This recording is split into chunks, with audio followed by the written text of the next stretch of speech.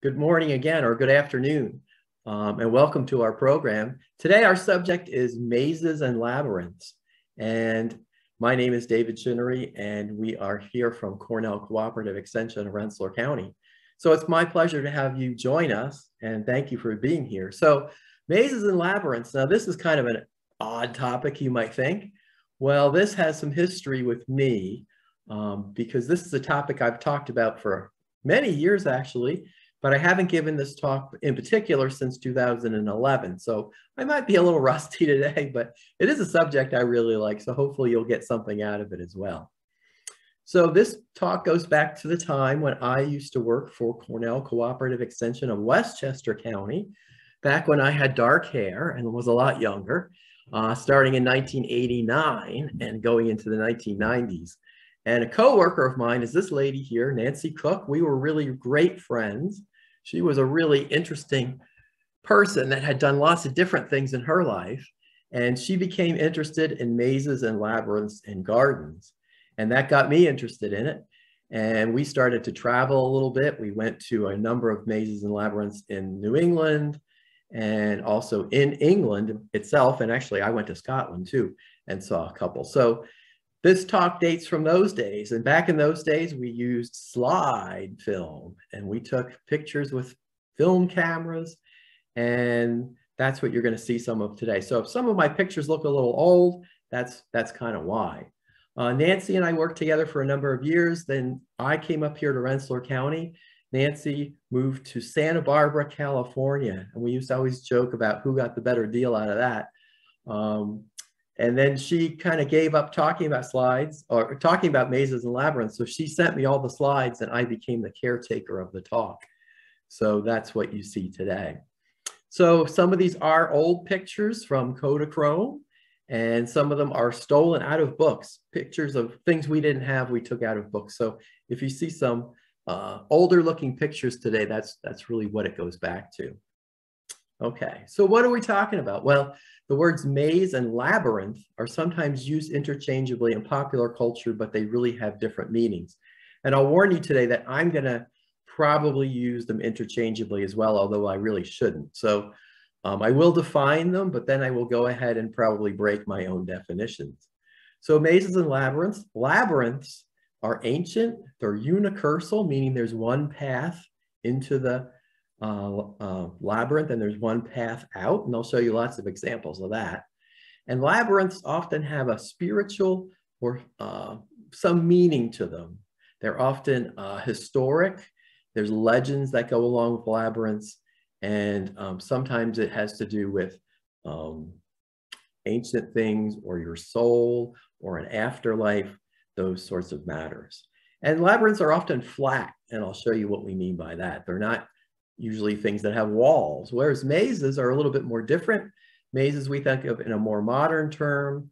They have branched paths. If you're in a maze, you often had choices. Can I go to the left? Can I go to the right? Can I go straight ahead maybe? You have to make choices and decisions in a maze that you don't have to make in a labyrinth. Mazes are often made for fun and amusement. They're popular things nowadays for theme parks and public gardens, public parks, places like that. And often you're talking about being within walls. So I'll show you lots of examples of walls and mazes. Okay, and I think both of them are art because they are really structured in so many different ways and have been built in so many different ways. So on the left-hand side, you see a labyrinth, and there's a little sort of ancient looking figure in there. And we would enter that labyrinth at the bottom there, and we would go back and forth on that twisting path. And eventually we would get to that figure in the center, and then to get out we would come out along that same trail. So that's what they mean by unicursal. And the maze on the right hand side of course shows many different choices. So the rats in the maze, you can think of that, but in a more positive term, I'm going to show you lots of mazes that were made for humans for their own entertainment. So again, labyrinths are often at historic sites, remote locations, maybe used in churches and in gardens, and mazes are more of the great estates, the public parks, zoos. I'm going to show you an example of that, amusement parks, places like that. Okay, so they're cloaked in mystery. Okay, so Scooby-Doo, help us to solve the mystery here. and I'm going to just show you a little bit about what we mean by the mysteries of the mazes and the labyrinths. So here we are going to unlock these secrets for you today. Okay, so they go back in time. Now, nobody really knows exactly how old the first labyrinths are. This is a picture of a place called Tomba de Labirinto in Sardinia. My Italian's a little rusty, or non-existent, I should say. So this is a labyrinth carved in stone on a wall down in that hole in the ground, which is a tomb. And this is potentially an area that dates from maybe 1000 BC to maybe a little after that into the AD period. Some other authorities think that some of these labyrinths may be 2000 or 3000 years old. Nobody really knows. So that's part of the mystery here, is that we do know of a lot of these different labyrinths, and mostly they're in the Mediterranean area of Europe. And they're not uncommon, actually. There's quite a number of them documented, but nobody really knows the oldest one, and nobody can really tell you how old they are, but they could be quite old, into the 2000, 3000 year old period. Cretan coins, these old coins have been discovered with labyrinths on them. And you can see there's a number of different types of labyrinths on these coins. And this is maybe one of the ways that these labyrinths spread throughout the Mediterranean and into different parts of the world, into the Middle East and into Africa even, and up into Europe, because these coins would have been traded widely and circulated for a number of years. So this is one of the things that some of the experts think maybe these coins are one of the ways that the labyrinth has spread to the far corners of the world. Then we have mosaics, and there's a number of mosaic labyrinths. This is one that dates perhaps from about the 3rd century AD. So it's Roman. It was discovered near Salzburg, Austria. And this is one of the old legends of the labyrinth. You see these two figures in the center of the labyrinth, and these are the Minotaur and Theseus, okay? So I'm going to read you the legend here because I'm terrible at these Greek and Roman legends. So the Minotaur is the guy that's sort of down there, the kneeling figure.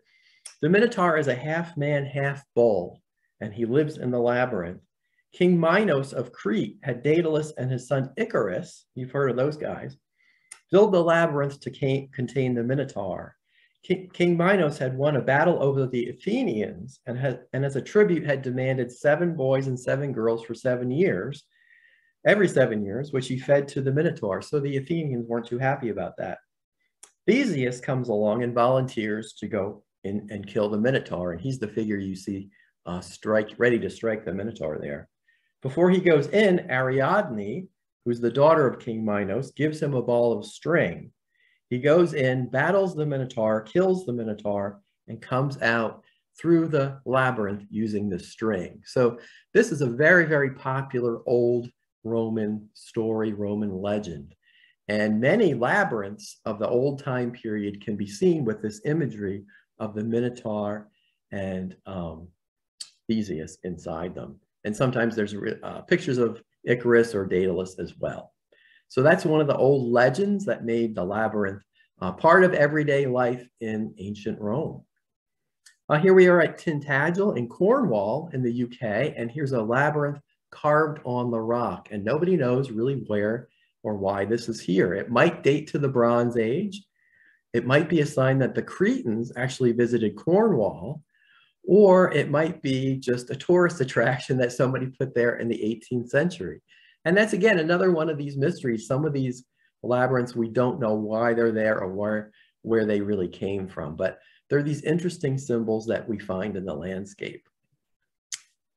This is a kind of a funny one. This is called the Hollywood Stone. And again, you can see there's a labyrinth carved on the stone.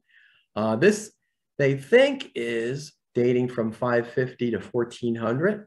Again, huge time range there because nobody's quite sure. But it was found along a pilgrim's track in Ireland. And the story goes that there were men chasing a stoat, which is a small animal with a stick. And the stoat went under a rock. They dug the rock up and they found this labyrinth on the rock. So it might be a waymark of a spiritual or physical journey, or it could be some other reason this was carved. But again, nobody really knows, but this was found in Ireland. And for all you master gardeners out there who want to know about what's eating your plants, I don't know if stoats really eat plants, but I had to look it up. What does a stoat look like? And that's a picture of him. And undoubtedly, after the gentleman dug this animal up and unearthed the rock, they repaired off to the local pub, and I'm sure had a lovely evening with some refreshments after all that work. We have labyrinths in the United States, believe it or not. This is called the Hemet stone. It's in California.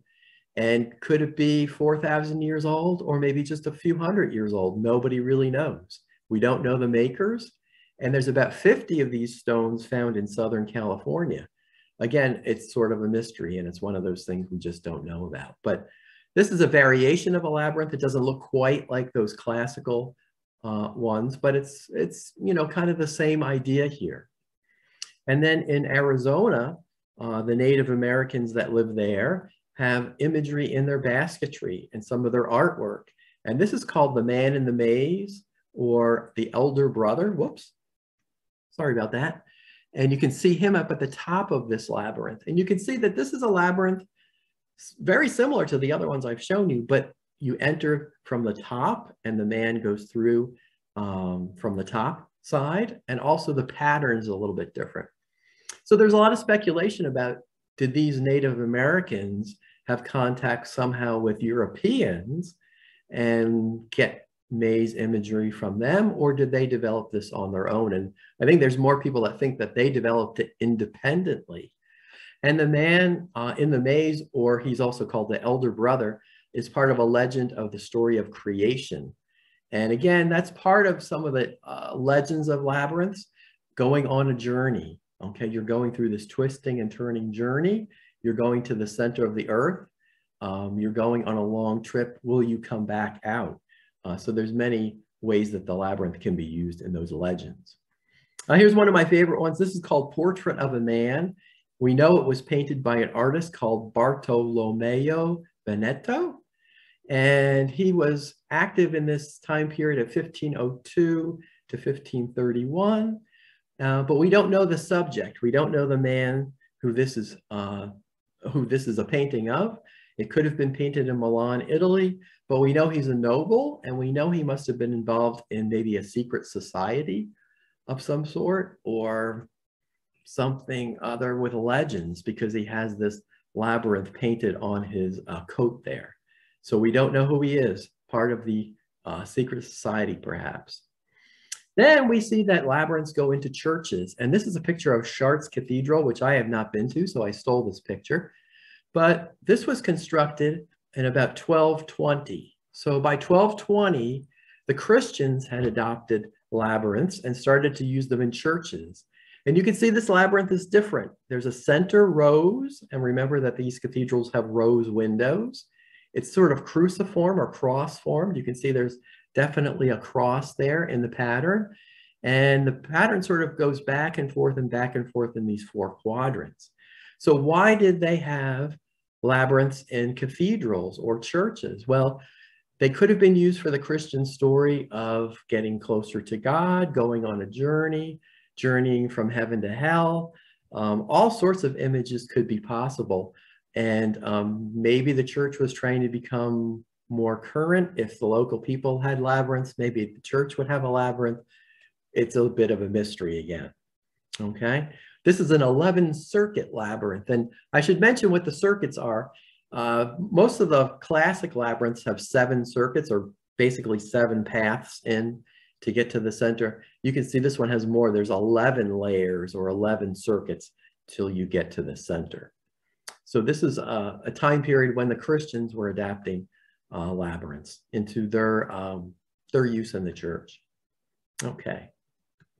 So the 2 most widely recognized types of labyrinths are the Cretan or the classical, which we've seen a lot of so far. And that's kind of what this looks like. It always looks sort of like a brain to me, but you have this kind of pattern of going back and forth in these great big loops.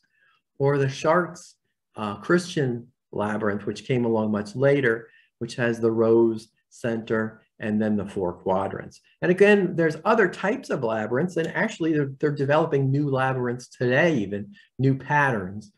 So it's still an art form that's out there and it's current, but these are the 2 basic types of labyrinths you might find. Then we get to the labyrinths made from turf and stone. So we go to Sweden, and in Scandinavia, Sweden, Denmark, Norway, Finland, there's a number of these labyrinths, and nobody knows, again, exactly how old these are. On the island of Gotland, there's 40 stone labyrinths. There's many other ones, 300 in Sweden alone, and there's many others in the other Scandinavian countries.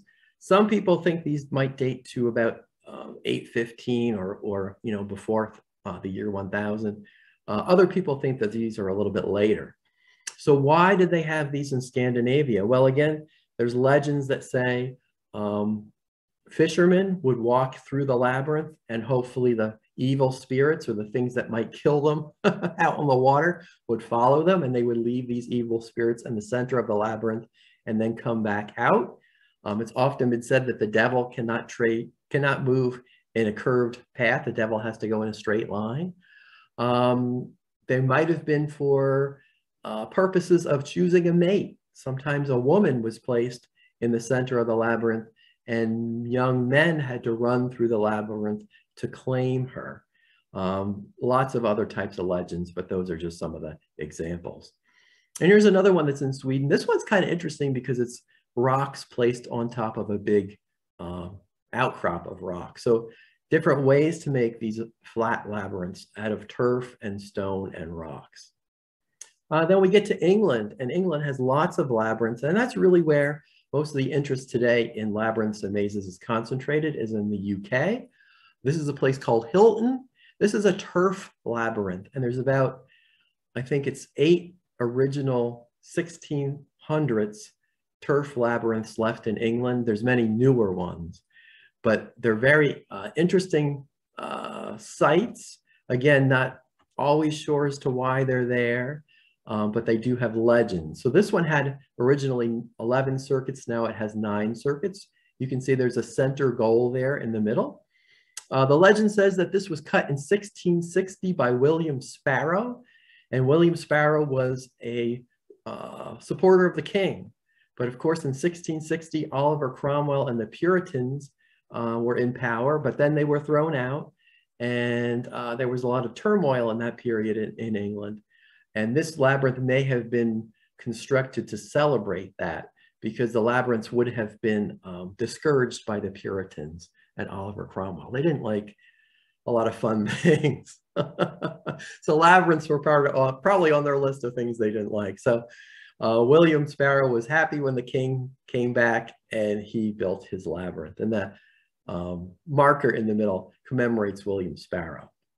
So that's kind of a cool thing. And you can see the lady is walking on the turf.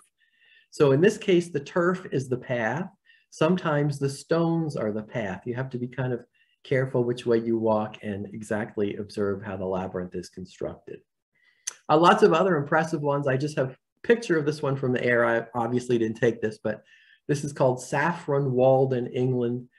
This is, again, a maze that has ears on the side, which I think is really cool. So this is a different sort of format than some of the other ones we've seen. Again, it's one of the largest around, the largest one in England. It has 17 circuits and has these ears or towers. We know this was recut in 1699, but nobody knows exactly why it was cut in the first place and why, or if it was even associated with the church or not. But it's there and it's maintained, and you can go see it today.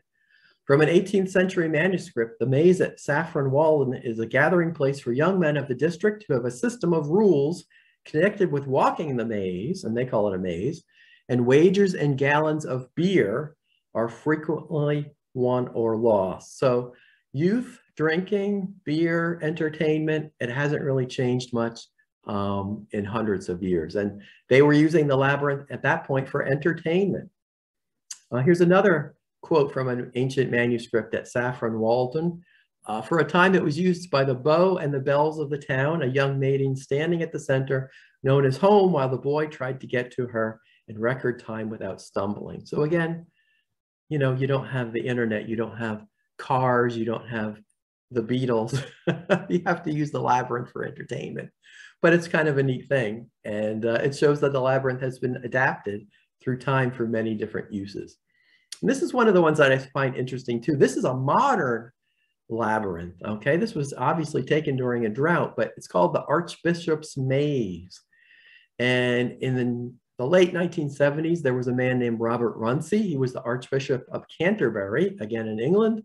He had a dream in which he saw a maze, and he was, the spirit or the dream told him that the church, in order to become one and to become more relevant in the world, had to change. And he saw the church going through this maze-like creation. And that inspired a number of people to get together and build this Archbishop's Maze, which has lots of imagery. It's cruciform in shape. It has it shows the 7 days of creation, the 9 hours of agony, and the 12 apostles. Now, I don't quite see all that in here, but if you look at this really carefully, you can see that if you walk through here, you would actually have choices. So this is really a maze and not a labyrinth, although it's circular and it looks like a labyrinth. So it's really kind of an interesting creation. And one of the other important things about this one, built in 1980, is that it launched the career of a man named Adrian Fisher. Now, Adrian Fisher is the world's foremost modern maze maker. He's written books. I stole some of his pictures. In fact, this picture was stolen out of Adrian Fisher's book. I think he's built 500 mazes all throughout the world in 42 countries. He's still alive today and still building mazes. So if any of you want to build a maze or a labyrinth and have a little cash to spare, I'm sure he'll come over to this side of the pond and help you out. So Adrian Fisher is the man. Let's go back in time and look at some hedge labyrinths, or hedge mazes, I should say. This is a place called Hampton Court, which many of you would know is the home of royalty. It's in London, England. And here's an old hedge maze, which is very, very ancient and very, very popular. I actually went to see this when I was in England one time, and there were crowds of people in it. It gets a lot of tourist use. So what's this labyrinth like? It's one of the largest ones in the world, and certainly one of the older ones. Has served as a model for many, many mazes designed and planted throughout the centuries. It's visited by hundreds of thousands of walkers, and it was replanted in 1908 and 1932. It's made out of yew, which is one of the most popular hedge materials. You can also see them made out of hornbeams or beeches, sometimes holly. And this one shows lots of signs of wear and tear. And when we were there, we were really surprised at how worn it did look, but they really can't close it and replant it because it would just disappoint so many people, and it would be a very big undertaking. I love this old picture that I found. This is the Hampton Court Maze back in Victorian days, and it can be solved by the wall follower rule. So I'm here to tell you the wall follower rule. Again, another one of the mysteries of the mazes and the labyrinths. It's also called the hand on the wall rule. So in many of these simpler mazes, you can follow your way in and out by putting your hand on the wall and never taking it off and following yourself around. If you come to a break, you have to kind of go around the other side. And if it's a simple maze, you'll follow all the way in and you'll follow yourself all the way out. Now, a number of modern mazes have breaks that really can't be solved in that way. But if you ever find yourself lost in a maze, put your hand on the wall. It doesn't necessarily matter if it's the right hand or the left hand, and you'll be able to find your way out. But if it's a modern, more complicated one, that won't work. Then we go back with Nancy. On one of our trips, we went to a place called Glendurgan, which is in Cornwall in the UK. And we were again looking at some of these mazes on the estates. And this one was laid out by a man named Alfred Fox in the 1820s. And it's a National Trust property. It's a really cool place. One of the gardens that we went to see in Cornwall, which is a really neat part of England, has lots of really neat gardens to see. This maze was made in 1833, and it's made out of laurel. And that's a picture of that we actually took. Most of these you can't really see from a good vantage point unless you have a drone, which we of course didn't have back then, or you're somehow up in an airplane. But this one's on the side of a hill. And you can see this is a very serpentine design for a maze. It's snaking and curving around and very complex. So that was a cool place to see, but it's kind of not got the straight hedges that many of the other mazes have. And here's a little polite sign like the English would put up, please do not cheat by walking through the laurel. Just another picture there. And the goal, of course, is the center where you want to get to. In this case, there's a little gazebo there. One I haven't seen myself, but I just love the pictures of. This is called Somerleyton Hall in Suffolk. And you again see this is a much more precisely clipped maze with a center gazebo on a raised mound. And again, this would have been built in the 1800s. And why were they building mazes at this period? Well, one of the reasons I think they were building these is that people didn't have a lot of privacy. Imagine living in Downton Abbey, or imagine living in one of these great houses. If you were part of the lucky family that lived there, you had servants around you all the time, you had visitors around you all the time. You just didn't have anywhere to go to get away from all these people, but you could get lost in the maze. So mazes and labyrinths were very popular with courting couples, people that wanted to exchange secrets. So that would serve a purpose on one of these great estates. And again, here's a very ancient labyrinth, or maze, I should say, made out of yew hedges, which need to be trimmed a couple times a year. So they are very high maintenance. I know everybody's really into low maintenance gardening.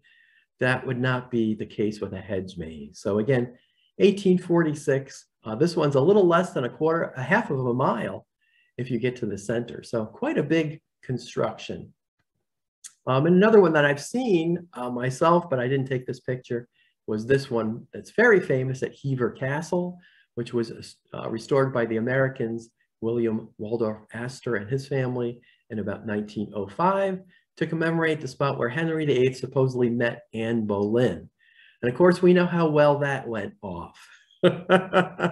Poor Anne Boleyn didn't survive too much after her first encounter with Henry VIII. But this is a modern hedge maze, but in a very old pattern. This is my friend Anne, who I went to England with, in the Hever Castle maze. And you can see it's very tight in there. Not a good place to go if you have claustrophobia, but it is kind of fun to see if you can find your way through there. Another one we did go to see was called Traquair in Scotland. This is the largest house in Scotland, and they built this very large hedge maze there. And these are very popular tourist attractions. If you own one of these stately houses in England and want to try to get people to come see it and pay to see the tour and all of that, one of the popular things today is to install a maze or a labyrinth because the tourists like to walk through these. And here's the pattern of that one, just the schematic. And this is one that has 4 sub-centers that you pass through to get to the center. So this would be a very complicated one. You couldn't solve this one with the hand on the wall method. And we did get lost in there for quite a time. And we were very glad to get out. At some point, this was killed back by bad weather and replanted partly with beech. So when you have beech mixed with other plants, such as yew, or cypress in this case, I think it was, you have what's called a tapestry hedge. And here's some of my pictures from the inside. You can see the well-worn path there, which sometimes can be used to help your way out. And there we are coming out, and we were glad to be out of there. I just love this picture of this one. I haven't seen this one. It's called Imprint. This again is from England. And this one has, again, lots of imagery. Representations of the 2 sexes, the Trinity, 4 elements, 5 senses, the planets and signs of the zodiac. I'm not quite sure I can find all that in there, but that's a pretty cool, very modern maze there. Okay, we do have a few of these in the United States. And back in 1977, when I was a gangly 13-year-old boy, seen here with my mother and my sister, we went to Colonial Williamsburg for a family vacation. And I was very excited to see Williamsburg because I was a history nut. So we went to the governor's palace. And of course, the governor of the colony of Virginia was treated very well and had this spectacular home to live in and his very formal garden. And behind the house at Williamsburg is this wonderful maze. Now, they don't really know that this ever existed. This was created in 1930s as part of the historic renovation of Colonial Williamsburg.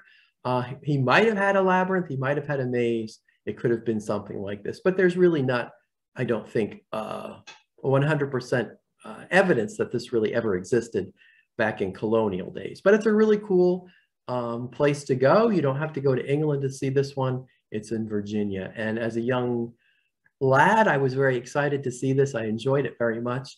And I went back in 1984 and took some more pictures of it. It was recreated in 1999 and replanted. So it probably looks a little bit better than it did back then today. But that's a cool thing. And it would have been, again, part of the gardens of a very wealthy people during colonial times. And there we are. We finally got to the center or the goal. And there really wasn't anything exciting in the center, but you had a sense of accomplishment once you got there. How about some small scale labyrinths? Now, maybe you're getting the bug here and you'd like to make one of these, but you don't have, 5 acres and 10 people to take care of your hedge maze and in incredible amounts of disposable income. Well, there are a few ways you can make a backyard labyrinth or a backyard maze.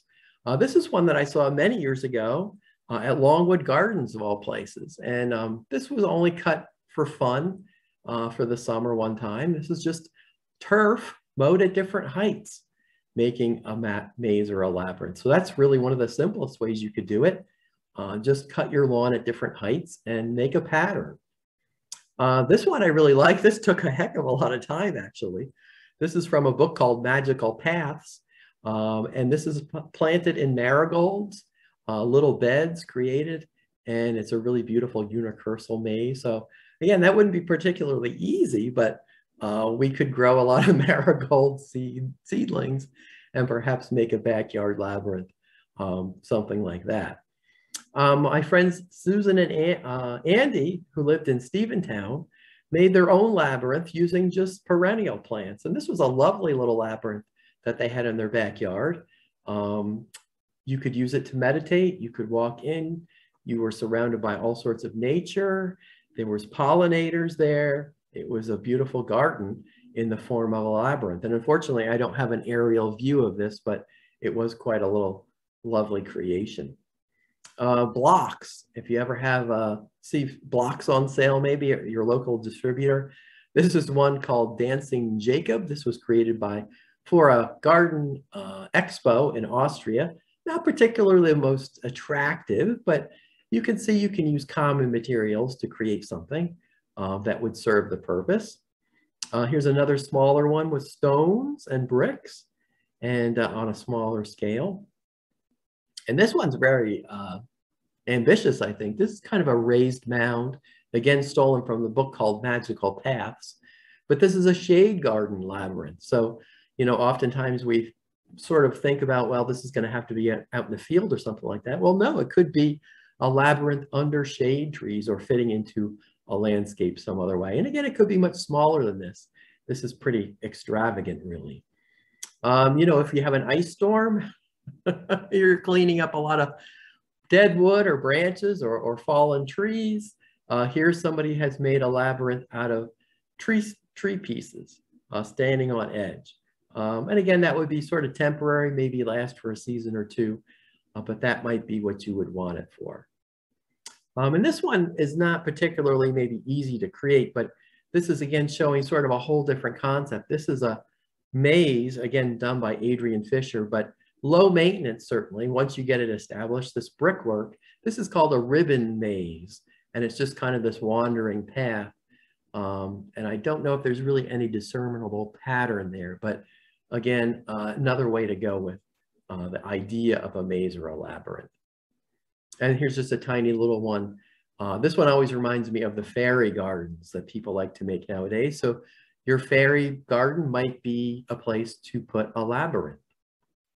Okay, let's look at some more modern mazes and labyrinths. And again, back to the Christian ones. Now, Christian churches and organizations have kind of rediscovered labyrinths more recently, I would say in the last 20 or 30 years.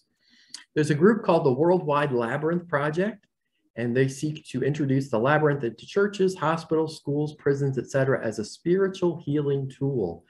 So today, meditation is a very popular thing to do. And one of the ways you can meditate is to walk the labyrinth. So some churches, some hospitals, these types of organizations are installing labyrinths, and people are getting use out of walking these labyrinths. So you'll see these in different places of worship, and as well as parks and other public venues. This is a little write-up about the stages of walking the labyrinth. And of course, there's a lot more elaborate than what I'm showing you here, but it's broken down into the 3 stages. The inward walk, walking into the labyrinth, you're getting rid of or shedding all the baggage that you have, the things that don't serve you, trying to put your mind at ease, trying to focus. You get to the center, there's a moment of reunion or union or communion, depending on how you want to look at that. And then the outward walk would be coming back into the current day, renewal, and things like that. Now, I'm not at all versed into teaching you how you can walk the labyrinth and what it means, but know that that's out there, and there are people interested in this, and it is sort of a movement among some people that are involved in spiritual things, churches, and whatnot. Just some examples. I like this one because this was really simple.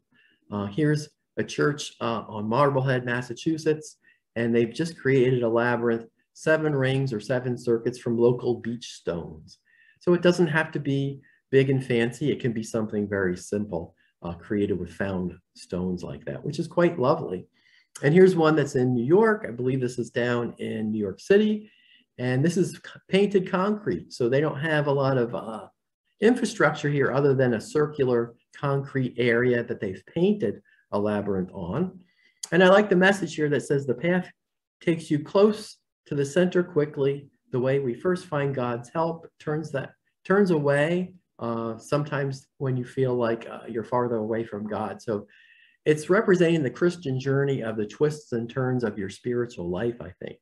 And you can see again that this is kind of a Chartres pattern, but it's not quite the same. So this is a modern take on the labyrinth that would be updated for, let's say, the 21st century. Water has been used in mazes and labyrinths. And again, the English, of course, are leading the path here. This one is a water labyrinth built in Bristol, and it commemorates a pipe that was installed in 1190 to bring water to the city. And the labyrinth was built in 1984 to celebrate that pipe. So they like to celebrate all kinds of interesting things there in the UK. And this is water flowing through this labyrinth. So you're not walking on this labyrinth, but you're just observing the water flowing through it. And I know a lot of us are very big Beatles fans. Well, the Beatles were involved with mazes and labyrinths. 1984, this was built for a garden festival. I believe this was near Liverpool. And the garden festival had different themes, and the Yellow Submarine was built here with a maze and the water going around it. So this was kind of cool. It doesn't exist anymore, or I think parts of it only exist now, but this was a big thing for this garden festival. So that was kind of cool that the Beatles were involved in a labyrinth or a maze. And I love this picture that I found on the internet. The Queen visited, of course, and she's up in the conning tower of the submarine, and she doesn't look too happy. And I can only imagine she's just wishing she was home with her corgis. So everybody wants to stay home with their corgis, I know. Back in the old days, 1997, I went to Scotland, and we went to see the Darwin Maze. This was a maze built at the zoo in Edinburgh, and it is designed to teach people about Darwin's theory of evolution. So there's lots of signage talking about the theory of evolution. The whole entire maze is shaped like the Galapagos tortoise. It separates males and females at the entrance to the maze, so you walk on different pathways. And it contains fountains that douse you according to your height, your clothing color, and different characteristics. So you're going to walk through this maze and you might get wet. And that's a feature of ancient gardens where they would have fountains that squirted visitors. And this is kind of the updated idea of you walking through this maze and you might get wet. Now, of course, in a typical Scottish summer day, which is like 50 degrees and cloudy, that's not such a good thing. And if you get wet, you're going to be extinct as you walk through the Darwin Maze. So there's kind of some interesting signage here that you can learn about. This was brand new. It was just starting to grow in. I believe that was maybe hemlock, I forget, or maybe it was yew that they had used there, but it was just in its beginning stages, so it wasn't really complete, but it was kind of cool to see the different signage and lessons about evolution. A lot of the modern mazes will have an observation point or an observation tower, so you can climb up there and find your way out if you get very lost, or you can watch your friends getting lost and kind of take it all in from the observation point. And here's one of the areas where the water came up through the grates and maybe would shoot up your shorts if you weren't careful. And here's a choice. So you could choose left or right and, you know, maybe get squirted. And you can see there, if you took that left-hand turn, you would get wet and then you became extinct down at the end where it was a dead end. So lots of fun with these sort of modern mazes and labyrinths. And here's a pavement maze of course, the monkey. Okay, pavement mazes and mosaics. Just a picture of one I haven't seen, but I love this one. This is called the Lion Rampant in a town square in the United Kingdom. Again, another Adrian Fisher creation in the pavement, and it's a very free-form maze there, not really very classical, but it's a really cool image there of the lion. And then another one called Kentwell Hall, 200,000 bricks. So again, these can be very big and be very expensive and very impressive on this larger scale. There are a few of these in the United States. I had the good fortune to go to Grand Rapids, Michigan a number of years ago, and I went to a place called the Frederick Meyer Gardens and Sculpture Park. And I didn't know, but I found a maze, or I guess this is actually a labyrinth, I should say, in the pavement there. So again, not very expensive materials, but you can make kind of a fun labyrinth out of just these things that you would find at a home center. My friend Nancy, who I mentioned had moved to Santa Barbara, actually built her own labyrinth. And this was her garden in Montecito, section of Santa Barbara. And she had people come and design this labyrinth with her. And they actually fit this in her, this was actually her front yard. And you can see it goes from the driveway on the left to the hedge on the right. It had to fit in this very narrow space because the real estate there is very, very expensive. And she only had so much space to work with. And they actually took 3 or 4 tries to get this to fit. They would start to get, they would start in the middle, they'd build it out, and they would realize, oh no, I'm suddenly too close to the driveway. And they'd have to pick all the bricks up and start all over again. But this was really cool. And we visited there and walked her own personal labyrinth. It was planted with small ornamental grasses and succulent plants and was drought tolerant, so it fit into the California landscape. And it was just a really cool thing to have your own personal labyrinth. So Nancy was a very interesting individual and a really great friend of mine. So mazes from plants, well, of course, we did go to see the corn mazes. Now, a number of years ago, these were kind of a novelty. Nowadays, there's corn mazes that you can see probably in almost every area of the Northeast and the Midwest. But back in the 1990s or early 1990s, this was kind of a unique thing. So we went down to the old Rhinebeck Aerodrome and we got a charter flight on this 1939 biplane. And here we are with our aviator goggles on, and Nancy is there in the middle, and our friend Vicky. And they convinced, or Nancy convinced us we had to go up and photograph this. This was one of the early corn mazes that were in the Hudson Valley in a place called Grieg Farm. And you can see, it's not the best picture. I think I was a little nervous taking the picture hanging out of the airplane, but that's the picture I got of that one. We also visited one called the Amazing Maze Maze. This is down in Lancaster County, farm country in Pennsylvania. And we went up in a plane there and got actually much better pictures. And this is a homage to the Strasburg Railroad, which is in that area, and all made out of corn plants. So you get really lost in these corn mazes. And here's another year where they did an Amish buggy with the horses. So corn mazes became very popular at that point, and I think they're still popular nowadays and can entertain lots of people at one time. But have you ever seen a canna maze? This was a home garden that we found in Pennsylvania. Nancy heard of these people, and back in the day, we didn't have the internet, so we rang them up on the phone, and they said, sure, you can come see our canna maze. And this came about because they had a grandmother named Tilly, and Tilly grew cannas. And if you've ever grown cannas, you know that if you have one canna, next year you have 10 cannas, and the next year you have 100 cannas. Well, I guess Tilly wasn't a very generous gardener because she kept them all.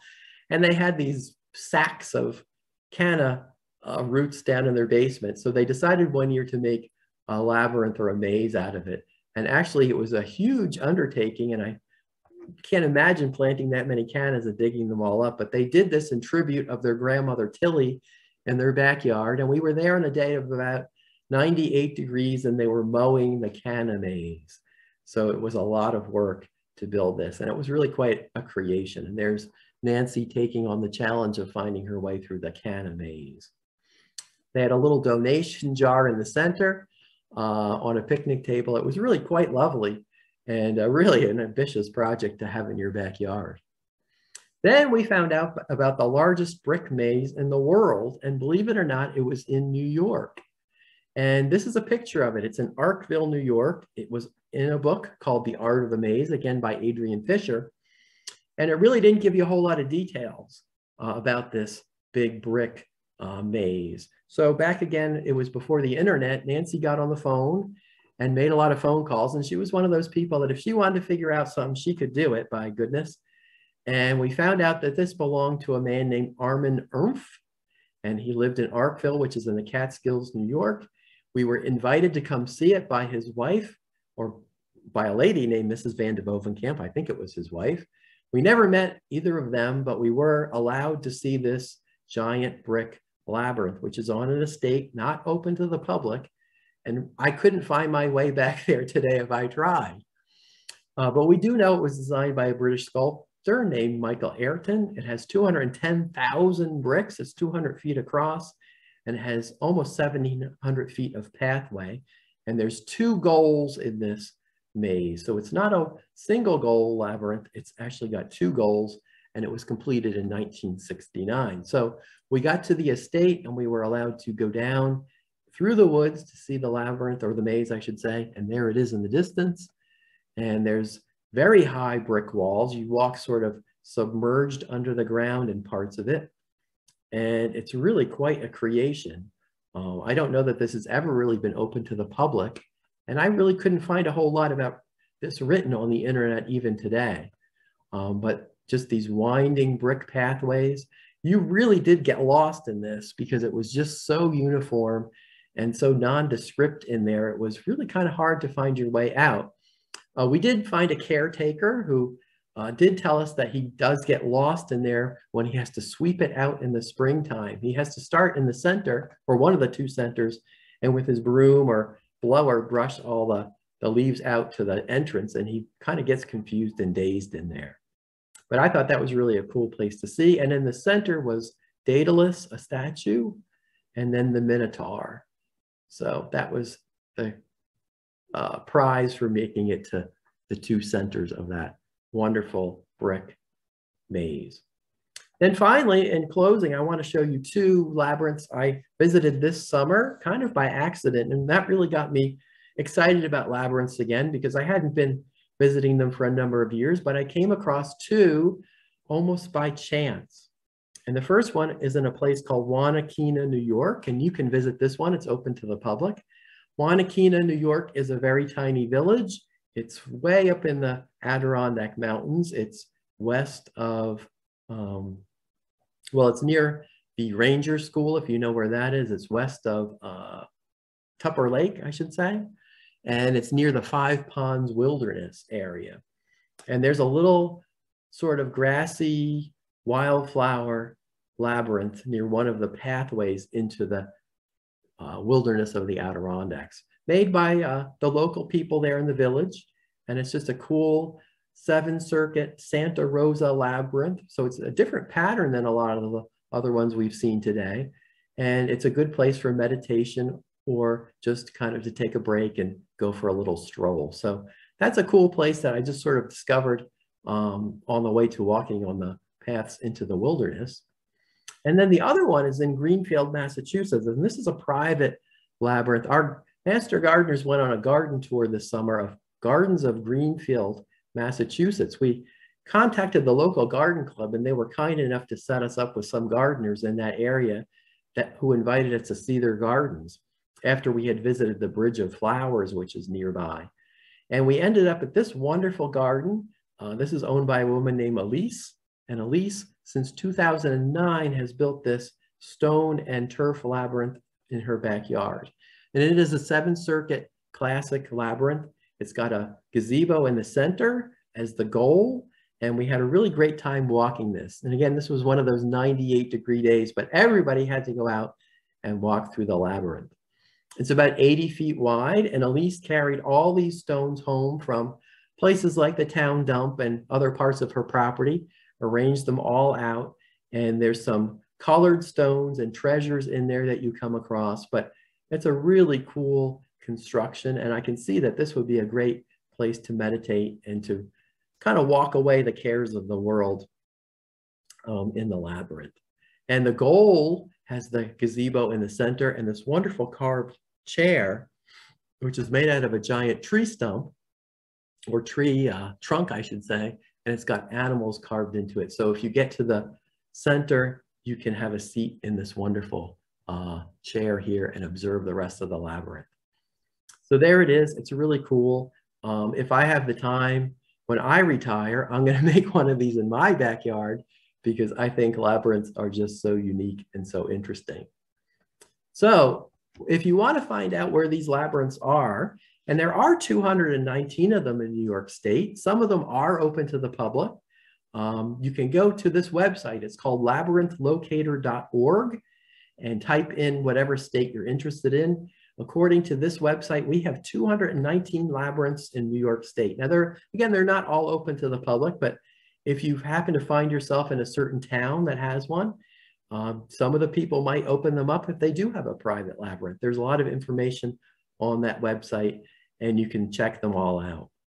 And of course, the 2 books that are really influential in my labyrinth and maze experience would be The Art of the Maze by Adrian Fisher, and a newer one called Magical Paths by Jeff Saward.